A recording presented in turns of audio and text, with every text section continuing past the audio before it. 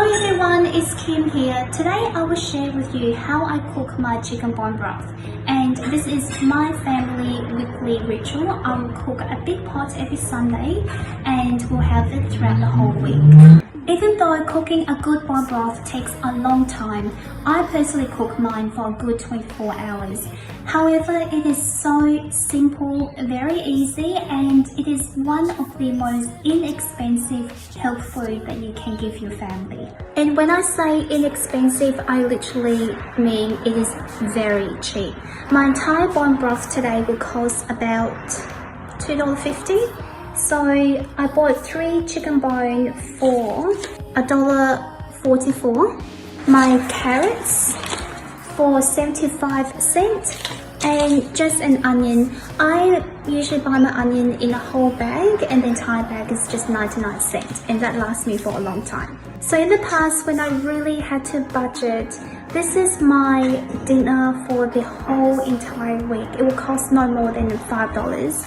I would add to my bone broth things like veggies and noodles, and that's my complete meal. For bone broth, you can have it by itself, or you can use that to make soup. You can use that in your stir fries or cooking. It is so versatile. And my bone broth that I make each week is just a very basic bone broth because I use that for many types of cooking. However, sometimes I do put different herbs into it to make it a stand-alone broth that I would just drink throughout the day. For example, I will put ginseng in, or dongquai, which is a type of female ginseng. Lots of things that you can really enhance the health benefits of your bone broth if you want to use that for health purposes. So I have in front of me 3 chicken bones, a bunch of carrots, and also an onion.